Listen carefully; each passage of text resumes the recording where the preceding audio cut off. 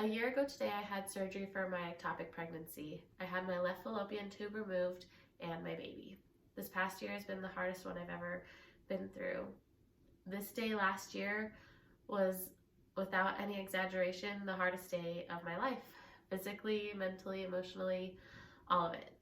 I'm going to share my story and my symptoms and my recovery and all of it.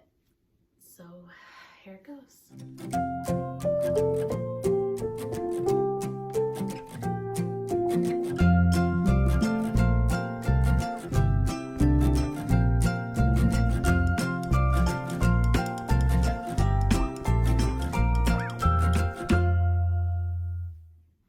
I have 4 kids. I've had 4 successful pregnancies and deliveries without any complications, so this is quite the surprise to us. The doctor said I had less than a 1% chance of this happening to me because of my history, and so it was really shocking. I had no idea I was pregnant until 6 days before my surgery. We weren't trying, and I was on the mini pill. The mini pill is like a birth control pill that doctors will give you if you're breastfeeding, and I was breastfeeding. At the time, I was breastfeeding my 1-year-old. With the mini pill, they suggest that you switch to a higher level of hormonal birth control or something like that when your baby starts to wean or is breastfeeding less often. At this point, my baby was still breastfeeding quite often because he was teething and he was sick, and so he wasn't quite weaned, and it just wasn't to the point that I thought I needed to switch birth controls. I've had issues with birth control in the past. I've had an IUD that moved out of place. I've had stroke symptoms on different birth controls, so I've had to like switch different types, and it just, the fact that I even got on birth control again at this point last year with this situation, I'm kind of kicking myself because I did it. But so at that point, I just wasn't ready to switch over, but I did have it on my mind. I even mentioned it to my husband that it was something that we needed to think about, and so that I didn't think that I was pregnant. In fact, I didn't really have many symptoms that would show that I was pregnant. I had a regular menstrual cycle beforehand, which was about 2 weeks before I took a pregnancy test. So really there should have been no reason I would have had a positive pregnancy test at that point because it was so early. 2 symptoms. The first one was just exhaustion, which at first I thought was because we were planning a birthday party and I was redoing my boys' bedroom. And the second one was I had some tenderness with breastfeeding. And that seemed really odd because we've been breastfeeding for a year, and so there really shouldn't be any reason that I would have some sensitivity. And I started thinking that maybe he was just nursing differently because of the teeth he had coming in. I wondered if I had thrush. I looked over all my symptoms and tried to figure out what could be the problem. And it wasn't until March 5th, 2019, I was sitting on the floor with my babies and it hit me like, maybe I'm pregnant. And so I did take a pregnancy test, and I sat it down on the counter and I start washing my hands, and I glance down at it while it's processing and I see a line, and immediately I think, oh my gosh, I'm pregnant. But then I thought, oh wait, that's probably just the control line. So I finish washing my hands and I look at the test, and it's the darkest positive pregnancy test I've ever had. And I've had 4 kids. It's the darkest pregnancy test I've ever had. And I'm only thinking that I'm, I don't know, maybe 3 weeks or something like that along. So I'm starting to wonder if this is just a false positive somehow. I took 2 more pregnancy tests with the same exact results. And at this point, I'm laughing, I'm crying, happy tears, like I'm excited, this is a good thing. And I just still don't believe it though. So I started doing research, and I thought maybe it's from the medication I was taking. I was taking a medication for a sinus infection, which it sounds like I have a sinus infection now, but I'm just getting over a cold. So excuse my voice, my little nasally voice right now. But I ended up calling the OB because I didn't believe that these tests were positive. I actually asked her if there was any medication or anything that I could have taken to cause a false positive. She hesitantly told me, no, hun, you're pregnant. And instead, she thought I was going to be upset, but instead I was really happy, and I just started laughing and get off the phone, and I just want to tell Brandon right away, but he's at work, and so I thought, well, let's tell him a fun way. And at this point, I'm still not believing it. I just can't believe it. So I drop off my kids at preschool, I run to Target and buy a pregnancy test, and immediately take it in their bathroom, and again, it's positive, and I am actually pregnant, and I'm so thrilled. It was just so exciting, and I couldn't believe it. It was completely unexpected, but not unloved. We weren't trying for this baby, but we absolutely were head over heels excited to be adding another baby to our family. So Brandon comes home that night, and I take him into the bedroom, and I'm like, I gotta tell you something. And he was kind of nervous. He wasn't sure what I was gonna tell him, and I told him I'm pregnant, and he was thrilled. He was so excited. I honestly think he was probably the most excited he's ever been for any of our pregnancies. He talked about it for days afterwards and just was really excited, and this was a good thing for our family, and we couldn't wait. And so everything was fine. We didn't tell anybody. We wanted to come up with a fun way to tell everybody, so we hadn't said anything. And a couple days later, I had some spotting and some cramping. Not a lot, but enough that made me a little concerned. But I actually didn't say anything to Brandon. I thought maybe I just overdid it in my workout, and so I just didn't mention it. And then another day or two later, it happened again, but more. And that's when I began to get worried. I messaged Brandon at work, and I said, I just don't want to lose this baby. I want this baby so bad. And so I called my OB, and they sent me to the hospital they told me to go to the hospital to get some lab work done. And so I ended up telling my sister so she could watch my kids, and I was getting really scared. I remember crying on the way to the hospital and just praying that this baby was going to make it, because we really wanted this baby. And when I got to the hospital, I remember feeling a sense of peace and the thought that whatever's going to happen is going to happen, and it's going to be okay. So I anxiously wait for the phone call from the nurse, and I end up calling her instead. And she asked me a couple of times if I was for sure about my dates as far as my last period and how far along I think I am. And I was positive of when that date was. And so she was really surprised because my numbers were so high. And she was also concerned. Now at this point, my spotting and cramping had stopped, and so we weren't too concerned for a miscarriage, but there was a couple of concerns, I guess you could say. So she told me that if I had any more spotting or cramping, that I needed to go to the ER immediately. Now this was a Friday evening, and so she said because my symptoms had stopped, my symptoms of a miscarriage had stopped, that she didn't think I needed to come back in for blood work or an ultrasound at this point, but wanted me to come back in on Monday. Now, with the thought, she did say with the spotting and the cramping and the level my HCG was at, that there was a possibility that it could be ectopic. And she said, but there also could be a possibility that you are carrying multiples, so probably twins, because at this stage, which we were thinking, like I said, we're about 3 weeks or so, she said my numbers should be about 1,500 to 2,000, and my numbers were at 7,600.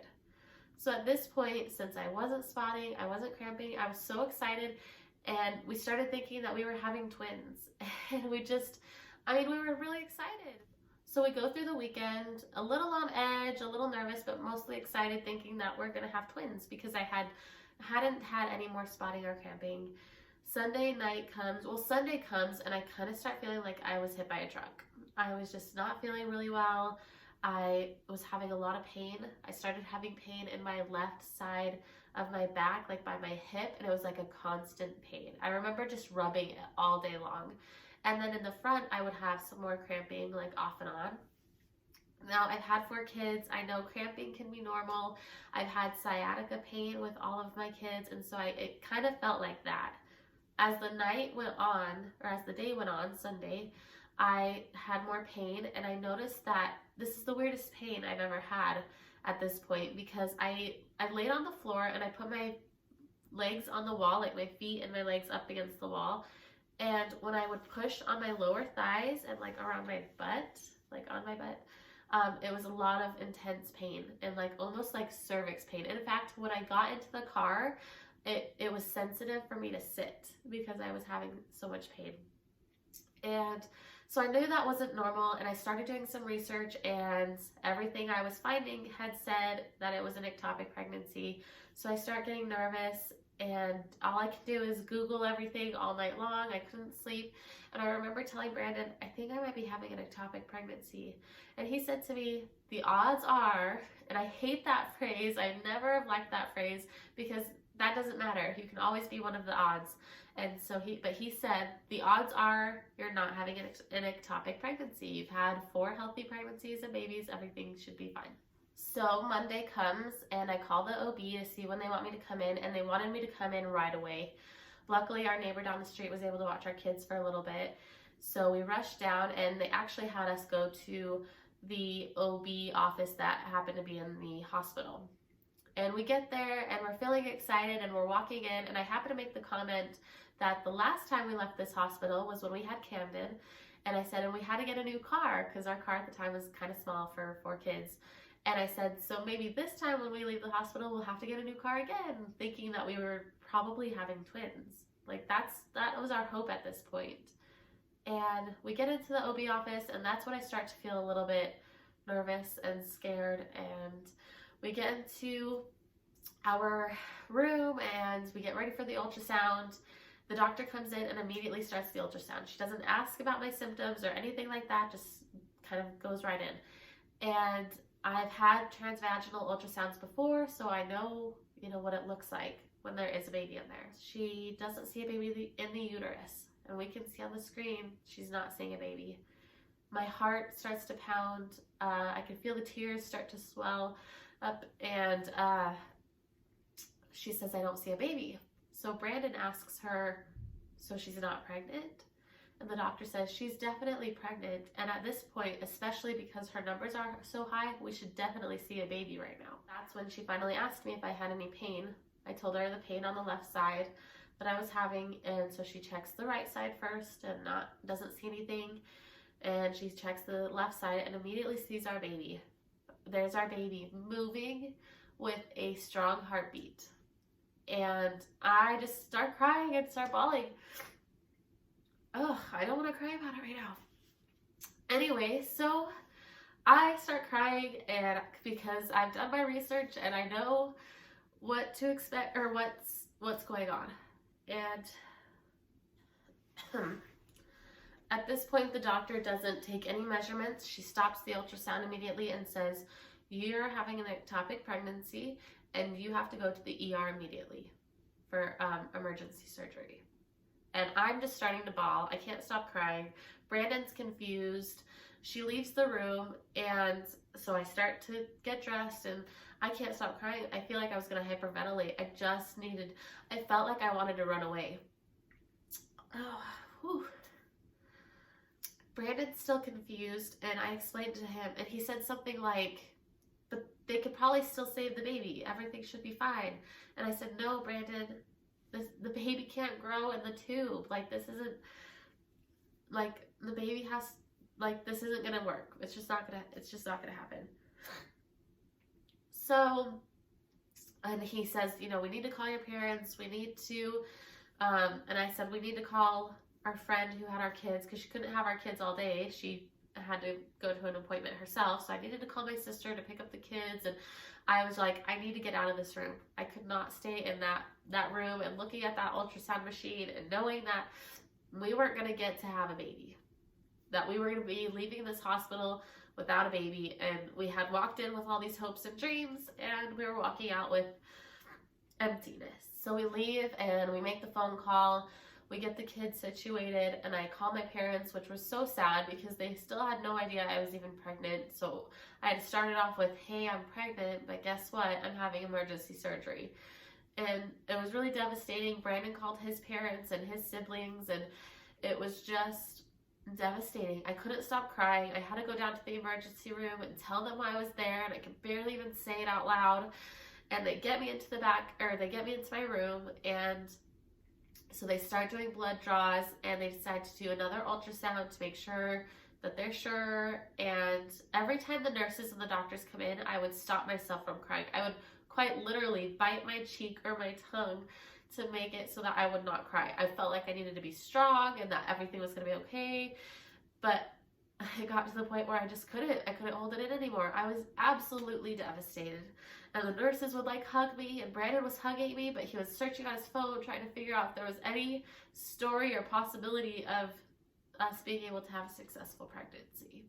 We had the ER doctor and the OB doctor both tell us that if we hadn't have come in when we did and we would have waited a couple more days, that this could have been fatal for me, that my tube would have ruptured and I could have died.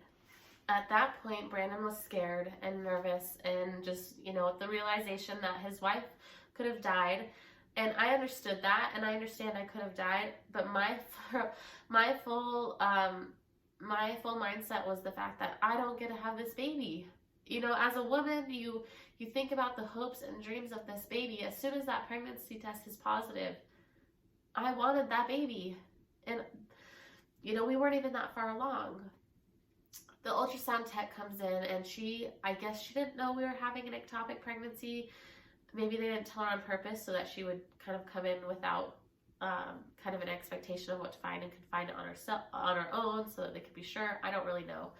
But she comes in and she does the ultrasound, and yes, the baby's in the left fallopian tube. The baby measured 6 weeks and 4 days and had a heartbeat of 122 beats per minute. We sat there and we watched this little baby move around on the machine and heard that strong heartbeat. Oof. And that was the most painful moment of my entire life. Knowing that my baby was growing and had a strong heartbeat, but this would be the first and last time we saw that baby. It comes time to have my surgery, and they put you under, and the surgery, I want to say, was like half an hour to an hour, maybe. It really wasn't that long. I come out just fine. They had pictures of like what my fallopian tube and everything actually looked like, and we have pictures of those, but it's really hard to kind of see what you're even looking at. They told us, but I don't remember at this point. The surgery I had was laparoscopic, so they have an incision here, and then in your belly button, just like little small holes. The doctor actually told me the one in your belly button, they put a light in there, and then they turn off the lights, and it lights up your whole abdomen, and they can like see right through the skin. Before the surgery, the doctor told me that they usually try to save the tube if they can. They would make a slit, remove the baby, seal it back up, and a lot of the times though, when they do that, if you have another pregnancy and it goes through that tube, it could get stuck in that scar. So there's a chance that you could have another ectopic pregnancy. But the doctor was going to try to save the tube if he could. After surgery, he told us that he had cut it and it just kept bleeding and it wouldn't stop bleeding. And the more he cut, the more it bled. And so it was just better to take the entire tube out. Like there was no way they could save it. And, though the beautiful thing about women's bodies, it's just incredible, is that, yes, there is an ovary there, but there's no tube. But that ovary still produces eggs, and those eggs will go to the other tube on the other side. It's incredible. It really is. The doctor said while in surgery, he checked my other tube, and it was clear. And so if we were interested in having more kids, that we really he didn't see any risk factors of having another ectopic, although having one ectopic makes you about 14 or 15% more likely to have another ectopic pregnancy. So everything went well. The recovery I was in the recovery room for only an hour or two. My parents stopped by and checked on me, and then we went home. We get home and I can't even walk down the stairs. Our bedroom's in the basement, so we camped out in my son's room. And I didn't want to do anything. I didn't want to watch TV. I didn't want to read. I didn't want to talk to anybody. I was so distraught about the whole thing. I didn't know what to do with myself. I ended up ordering myself a necklace with birthstones that had each of my kids' birthstones in it, and I included a March birthstone for this particular baby. And that really brought a lot of security for me. I don't know even a better word to describe it, but it made me feel a lot better, feeling like this baby was real, this baby was mine, and it was something that I can remember that baby. Recovery was super difficult. I did not expect it to be as painful as it was.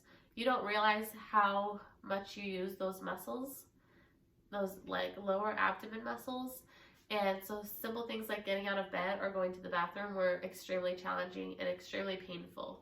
As the week went on, I had surgery Monday, and as the week went on, my pain got worse. So by Friday, I called my doctor and they had me come in. Without doing any tests, he just assumed that I had an infection, and he told me that no matter how sterile the operating room is, you can still get an infection, and that's what I had. So he prescribed me some antibiotics, and within a couple days, I could feel them working. I felt like I could walk around. It was to the point that it was so painful. It was a burning, like stretching, pulling, tearing skin feeling in the spot that I had my tube removed on my left side.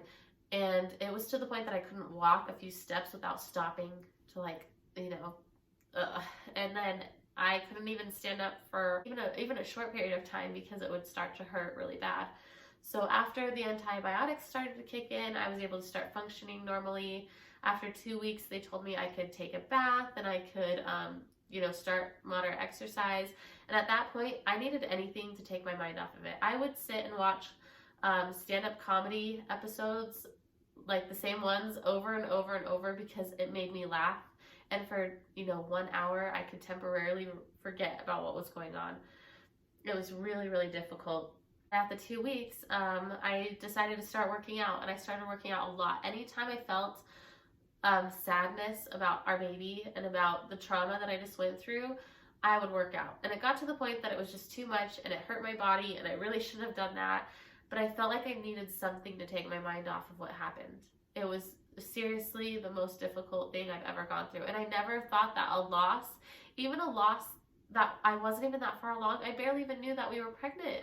We only knew we were pregnant for 6 days.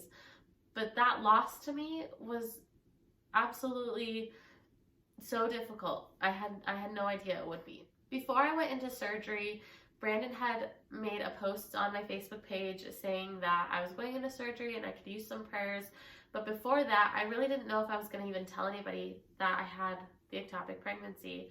After my surgery, and I saw all the prayers and the comments of people who were caring and wanting to know what was going on, I did make a post and explain what had happened. I was really open and honest about it. And I had so many friends and so many family members just share their stories. There are so many so many women who have experienced loss, and I was shocked. Loss of, babies that they had to deliver, and babies and miscarriages early on and mid-pregnancy, and just all the big wide spectrum of loss that all of these women have experienced. And it was just, it's so sad, it's so hard, and it's painful, but I was so grateful for all the love and the support that we were given during this difficult time. We had meals delivered, our kids were babysat, we had comments and prayers and thoughts and gifts, and I was just absolutely just felt really touched and really blessed by the support that we had. It really was traumatizing for me, to the point that I really don't even remember what last March was even like. I had to look through my social media to see if I had posted any pictures, because I really could not remember what we did in March after my surgery. About a month after my surgery, I remember telling Brandon that we needed to go to Home Depot because I had a couple of projects in mind. We get to Home Depot and I'm telling him, let's pick out some light fixtures for the outside of our house. Let's redo the main bathroom, and then let's plant some lavender bushes. And he was kind of confused because all of these projects were all over the place. They didn't have a plan. They didn't have really any style in mind. And we started to argue, and I started to just break down. Right there at Home Depot, I just started bawling. And he was able to be really sweet and caring and try to, backtrack and figure out why I'm trying to do all of these projects. And it came down to it that I was trying to distract myself from the loss of our baby and from the trauma and just being scared of what happened. And so he was sweet, and he said, redoing the light fixtures on the outside of the house is going to be something that I'm going to have to do. So maybe we skipped that part. But we did go ahead and pick out paint, and we picked out a vanity and light fixtures for the bathroom, and we grabbed just a couple of lavender bushes for me to plant. And he was amazing. And for 2 weeks we worked on that bathroom and we tore it completely apart down to, you know, the bare wood, and it was really helpful, but it was also really stressful because I did go through all of this and I wasn't 100% myself mentally or physically, and we were doing this big project, but it was something that helped take my mind off of what happened. After the projects, I still felt really incomplete. I cried for days and days. I couldn't get control of my emotions and my feeling of wanting another baby and wanting to just replace that baby and sort of forget what happened.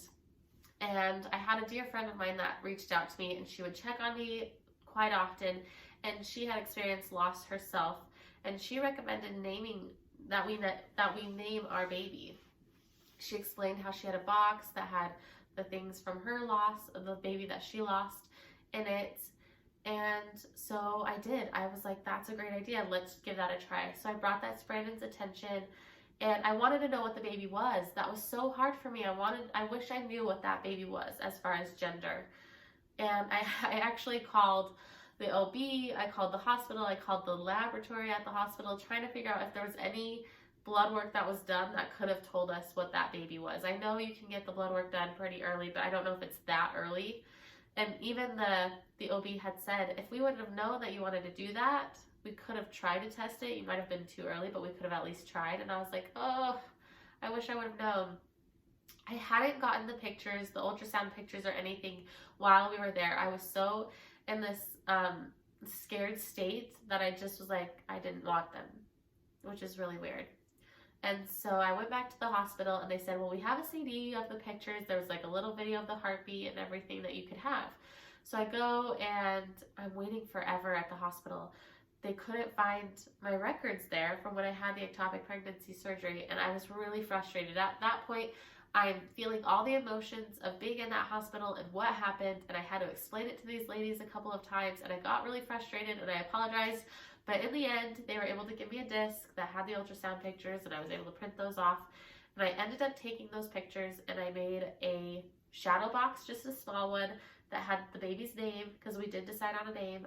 I came up with a couple of gender neutral names to tell, and I told Brandon, and he came up with one that it's really not a name I would have picked for a baby, but it kind of just stuck for us. So we picked out this name and I put it in vinyl, and I put the 122 beats per minute for the heart rate, and I put 6 weeks, 4 days along the side. And I put the ultrasound picture. Brandon actually wrote a poem for the baby. Eventually he wrote a song on his guitar with his guitar, and it just had us in tears. But I also took that necklace, that birthstone necklace that I had mentioned, and I put it in that box. And it was just so nice to have something that I could hold that represented this baby. Because I couldn't hold my baby, I needed something that I could hold to remember that little baby. So that helped tremendously for me and helped a lot with my recovery. Another thing that I did was every single day, I blocked out a time that I could cry. I picked a time that my 2 little ones were down for a nap and my 2 older ones were at school and my husband was at work. I would take that time, lock myself in my room, and cry. I would let it out. I would pray. I would, get out my frustration, how I was confused and angry and sad and in so much pain. And I felt so much better because I gave myself that time, and then I didn't have these random outbursts. I would have outbursts in the pickup line at the elementary school picking up my kids, or in the grocery store, or at these inopportune times. I would just cry. It was so difficult for me. I almost felt silly, feeling so sad, because I thought people have had babies that have passed away. People have been further along than I have, that have had miscarriages or had loss and had to deliver their babies. So why am I so sad over having known about this baby for only a week? And it's taken me a lot of time to realize that no matter the loss, no matter how far along you are or how old your baby or child or whoever it was, a loss still hurts. And a loss hurts differently for everybody. I would take my time and I would grieve every single day.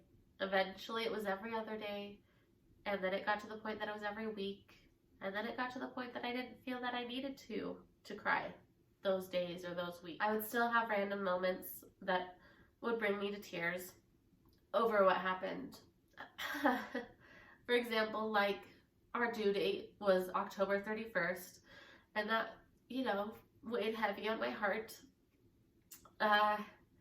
If I saw women that were as far along as I would have been in pregnancy, or if I saw birth announcements or, you know, pregnancy announcements, that was hard for a really long time. But time has helped. The more time that has gone on, the more I feel like I'm healing and my heart is healing. It's been really hard and it's been a really difficult year.